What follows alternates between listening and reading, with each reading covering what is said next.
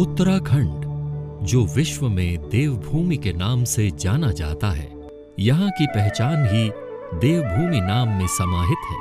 सदियों सदियों से असंख्य मनीषियों द्वारा अपने तप, साधना, योग और दैवीय अर्चन के माध्यम से इस भूमि को पवित्र वातावरण में हमेशा ही सिंचित किया गया है। अपनी आध्यात्मिक जिज्ञासा की पूर्ति के लिए उस निराकार में खुद को समाहित करने के उद्देश्य से हर कोई इस भूमि में अवश्य आया है और यहाँ आकर हिमालय के सानिध्य में वो सब उसने पाया है। हिमालय का स्वरूप ही इतना गरिमामय और विशाल है कि प्राणी मात्र के लिए उसका मूल दर्शन और उसका पार पाना असंभव है। हाँ, सांसारिक बंधनों में जकड़ा हुआ मनुष्य उस हिमालय को सिर्फ अपनी दृष्टि से देख ही पाता है, विस्मृत होकर। 19वीं शताब्दी के अंत में ऐसे ही एक महान युग नायक का पदार्पण इस देवभूमि में हुआ। बहुत कुछ जो उन्हें अपने में खोजना था, बहुत कुछ उन्हें जो यहां से जानना था, कई प्रश्नों के उत्तर मन में लिए 1888 में स्वामी विवेकानंद उत्तराखंड आए, एक ऐसी यात्रा पर जिसका असर उनके 1893 के शिकागो विश्व धर्म सम्मेलन में साफ झलकता है। यहीं उत्तराखंड आकर उनको वो ज्ञान प्राप्त हुआ जिसका उन्होंने हमेशा जिक्र किया अपनी बातों में, अपने भाषणों में, अपने लेखों में और उत्तराखंड प्रवास में रहते हुए लिखे हुए अनेक पत्रों में। विश्ववरेण्य विवेकानंद, जिनके संबंध में प्रसिद्ध साहित्यकार रोमा रोला का कहना था, जब वो भारतवर्ष आना चाहते थे और उन्होंने कवि गुरु रविन्द्रनाथ टैगोर से पूछा कि मैं भारतवर्ष आना चाहता हूँ, उससे पूर्व मैं भारतवर्ष को जानना चाहता हूँ। गुरुदेव ने उनको पत्र में लिखा, आप यदि भारतवर्ष को जानना चाहते हैं तो विवेकानंद को पढ़िए, उसमें सब कुछ धनात्मक है, ऋणात्मक कुछ भी नहीं। युग नायक, जो कि 3 भाग में लिखा गया है, उसके पहले भाग में एक पृष्ठ पर स्पष्ट लिखा है कि स्वामी विवेकानंद ने अपने मित्र गंगाधर, जो बाद में अखंडानंद नाम से जाने गए, उनको कहा कि हमें सीधा उत्तराखंड जाना होगा। ये बात उनकी उत्तराखंड हिमालय के प्रति अगाध श्रद्धा और प्रेम को दर्शाती है और यही कारण रहा कि वो कालांतर में उत्तराखंड आते रहे। स्वामी विवेकानंद जी के उत्तराखंड आगमन तथा प्रवास की समयावधि वर्ष 1888, 1890, 1897, 1898, 1900 तथा 1901 रही। इस दौरान उन्होंने अपना बहुमूल्य समय उत्तराखंड के कुमाऊं क्षेत्र में बहुत सी सुंदर जगहों में व्यतीत किया। उत्तराखंड में विवेकानंद ने नैनीताल, अल्मोड़ा, चंपावत, लोहाघाट, मायावती, श्रीनगर टिहरी, ऋषिकेश, देहरादून आदि स्थलों में भ्रमण के साथ साथ योग साधना भी की। अगर उनके उस समय के यात्रा पथ में पड़ने वाले स्थलों को एक रेखा में बांधा जाए तो हमें एक संपूर्ण परिपथ मिलेगा जिस पर उत्तराखंड जैसे पर्यटन प्रदेश को स्वामी विवेकानंद जी की पगधूलि पर चलने वालों को निमंत्रण देना आसान होगा, ताकि उसी परिपथ पर चलते हुए वो अनुभव सब ले सकें जो स्वामी जी ने महसूस किया था अपने प्रवास और यात्रा के दौरान। तो आइए उसी विवेकानंद पर्यटन परिपथ पर चलें। स्वामी विवेकानंद 1888 में हिमालय यात्रा के उद्देश्य से कलकत्ता से ऋषिकेश पहुंचे। यहां वे कैलाश आश्रम में रुके। कैलाश आश्रम में उन्होंने अपने गुरु भाइयों और युवा साधु सन्यासियों से तत्कालीन विषयों पर वार्तालाप किया। अन्य साधु संतों के साथ आज भी उनका नाम वहां स्थित एक प्रस्तर स्तंभ में अंकित है। ऋषिकेश में ही गंगा के तट पर चंद्रेश्वर मंदिर की एक छोटी सी गुफा में विवेकानंद ने ध्यान साधना की। आज भी ये गुफा दर्शनार्थ खुली हुई है। नैनीताल अल्मोड़ा मार्ग में कोसी जलधारा के तट पर काकड़ी घाट है। कोसी नदी में एक जलधारा सरोता भी यहीं पर मिलती है। 1890 में विवेकानंद जी अल्मोड़ा जाते हुए यहां रुके। प्रकृति की गोद में ऐसे वातावरण में रुकने का मन हुआ और वे यहीं रुक गए। विवेकानंद जी ने पीपल वृक्ष की छाया में ध्यान साधना की। इस स्थान के आलोक ने उन्हें अनेक प्रश्नों के उत्तर दे दिए। विवेकानंद जी ने अपनी नोटबुक में अपने ध्यान के अनुभव को लिखते हुए गुरु भाई से कहा कि ये स्थान तो ध्यान करने के लिए उपयुक्त है। उन्हें अणु ब्रह्मांड परमाणु का ज्ञान हो चुका था। यहां से प्राप्त ज्ञान और दर्शन को उन्होंने शिकागो में आयोजित धर्म सम्मेलन में अपने संबोधन का मूल बनाया। अल्मोड़ा पहुंचने से पहले ही एक स्थान है करबला। ये स्थान काकड़ी घाट से अल्मोड़ा पैदल मार्ग पर विवेकानंद जी के पथ में था। काकड़ी घाट से अल्मोड़ा पैदल चलते हुए स्वामी विवेकानंद जी थककर लगभग मूर्छित से होने लगे। विवेकानंद जी के गुरु भाई स्वामी अखंडानंद जी पानी लेने के लिए चले गए। इसी समय पास के कब्रिस्तान से एक फकीर ने उन्हें ककड़ी देते हुए कहा कि इसे खा लीजिए। स्वामी विवेकानंद जी ने कहा कि तुम ही मुझे खिला दो। तो इस पर फकीर ने बताया कि मैं मुस्लिम हूं, मैं आपको नहीं खिला सकता। स्वामी जी बोले, तो क्या हुआ, तुम भी मेरे भाई हो, तुम ही खिला दो। इस पर फकीर ने उन्हें ककड़ी खिलाकर उनकी प्यास बुझाई। 7 वर्ष बाद जब शिकागो यात्रा के बाद प्रसिद्धि पाकर स्वामी जी पुनः अल्मोड़ा आए तो अपने अभिनंदन समारोह में नगरवासियों की भारी भीड़ के बीच उस फकीर को देखा तो पास जाकर फकीर को मंच पर लाए और उस घटना को बताते हुए जन समूह के बीच फकीर का धन्यवाद अदा किया। कठिन चढ़ाई के बीच चीड़ के पेड़ों की छाया में आज ये विवेकानंद स्मारक विश्राम स्थल के रूप में है। सैलानी और पैदल यात्री इस स्थान पर आज भी विश्राम करते हैं।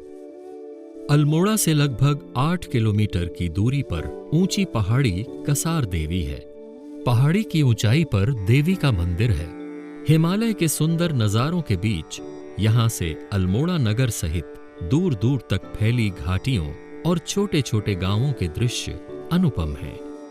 संसार में उन स्थानों की सूची में कसार देवी सम्मिलित है जहां धरती में सकारात्मक ऊर्जा के चुंबकीय स्रोत विद्यमान हैं। स्वामी विवेकानंद अपने अल्मोड़ा प्रवास के दौरान इस स्थान पर आए तथा कई दिनों तक कसार देवी के निकट ही एक शिला में ध्यान लगाया, जहां शांति और सौंदर्य में सकारात्मक ऊर्जा से उनका आभा मंडल चमक उठा।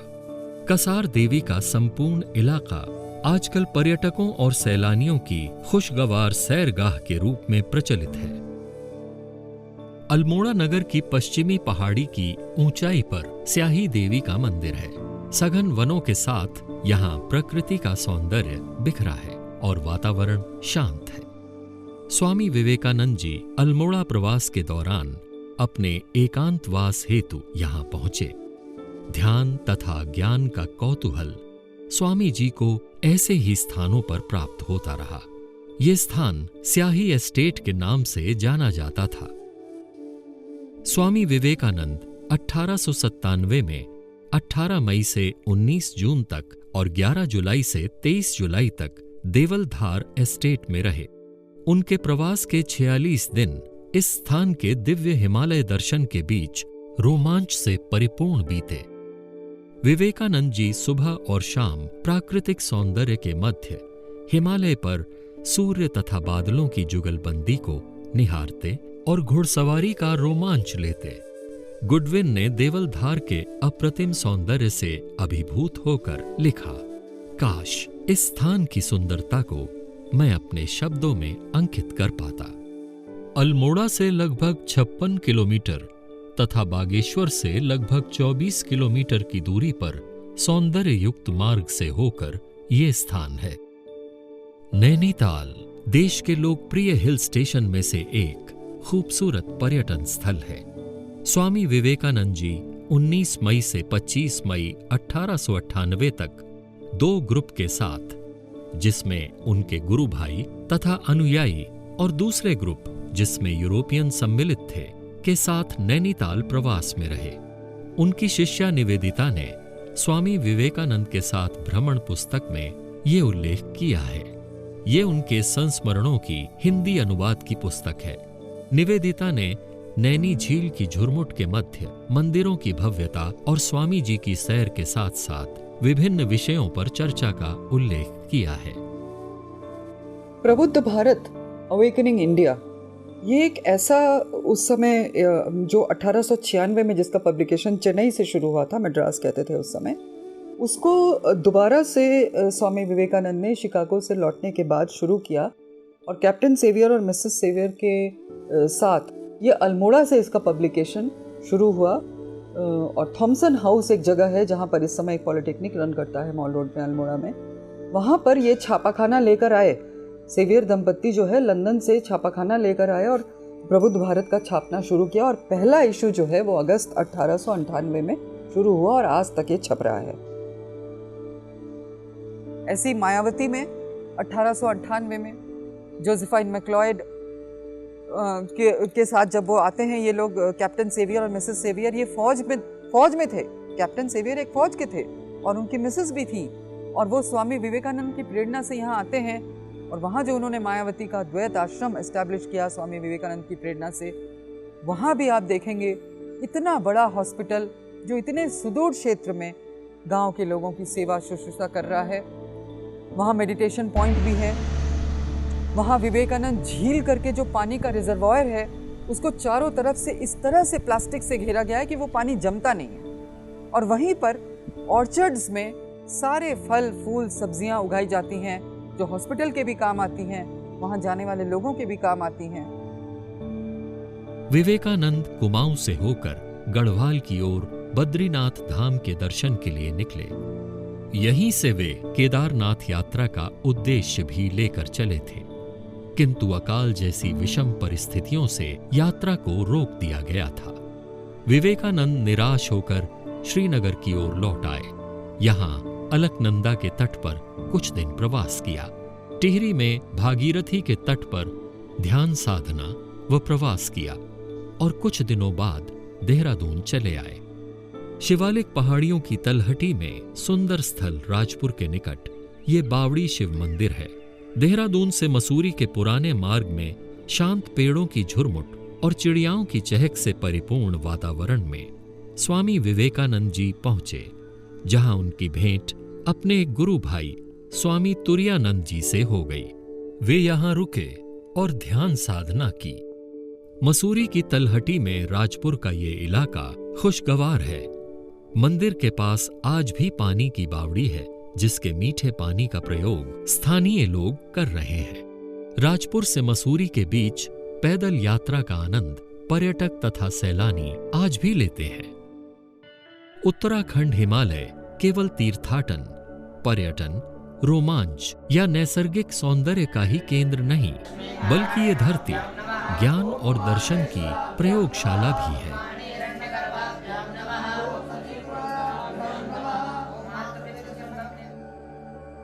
सदियों सदियों से ऋषि मुनियों से लेकर तीर्थयात्रियों और पर्यटकों तक का निरंतर प्रवाह केवल भ्रमण तक ही सीमित नहीं रहा, बल्कि जीवन दर्शन तथा दिशा प्रदान करता रहा है।